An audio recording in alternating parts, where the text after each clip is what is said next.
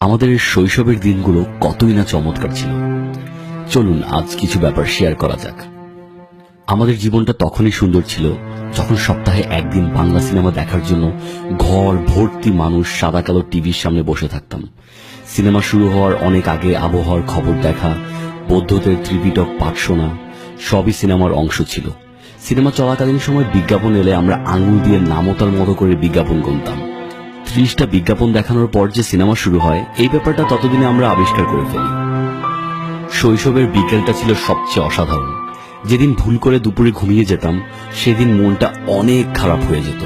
দুপুরে ঘুমানোর মানেই হলো বিকেলের খেলার টাইমটা মিস করে ফেলা। আমরা সারা দিন বিকেলে খেলার সময়টার জন্য অপেক্ষা করতাম।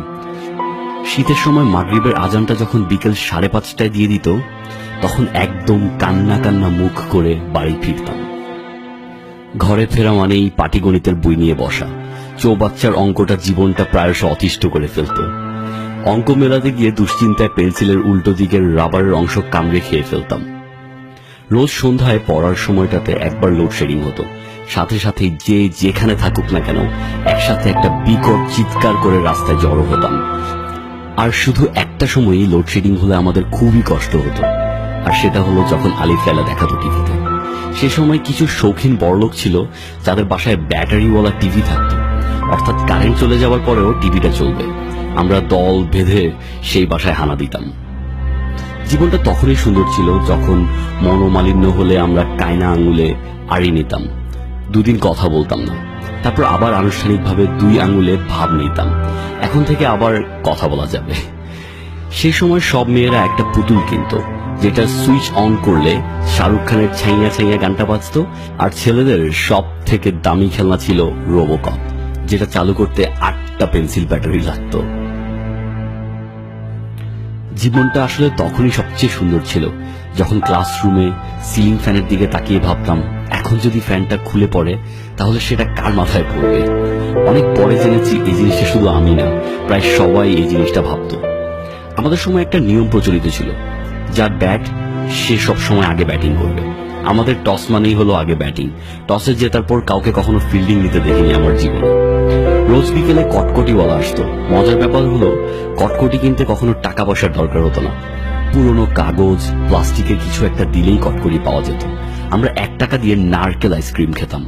কত মার খেয়েছিলাম এই কিশমিশ মেশানো নারকেলের আইসক্রিমটার জন্য, ঠিক যেন চোখের সামনে ভাসে এখনো। আমাদের সময় সবচাইতে সুন্দর জুতা ছিল লাইটওয়ালা ক্যাটস জুতা। হাঁটলেই জুতা থেকে লাইট জ্বলতো। অন্ধকারে সেটা পায়ে দিয়ে বের হলে দুনিয়া শুদ্ধ মানুষ তাকিয়ে তাকিয়ে ভিমড়ি খেত। পড়ার বইয়ের ভেতর থাকতো চাচা চৌধুরী। চাচা চৌধুরীর বুদ্ধি ছিল কম্পিউটারের চেয়েও প্রখর। ও হ্যাঁ, জীবনটা তখনই সুন্দর ছিল যখন আমরা রাজা কন্ডমকে বেলুন বানিয়ে খেলতাম। সবচাইতে বড় অপারেশন ছিল চটপটি খেয়ে টাকা না দিয়ে পালিয়ে যাওয়া। আমরা স্ট্যাম্প জমাতাম। রানী এলিজাবেথ ছিল সবচেয়ে দামি স্ট্যাম্প, 5 টাকা। ঈদের 1 সপ্তাহ আগে ঈদ কার্ড বিক্রি করতাম। সেই সময় সবচেয়ে দামি জরিওয়ালা ঈদ কার্ড যেটা ছিল, সেটা খুললে ভিতর থেকে অবিশ্বাস্যভাবে মিউজিক বাজতো। সেই দিনগুলোতে আমরা পেন্সিলের শার্পনার হারিয়ে কান্না করতাম। আমাদের দুঃখগুলো ছিল তখন আমাদের মতোই শিশু।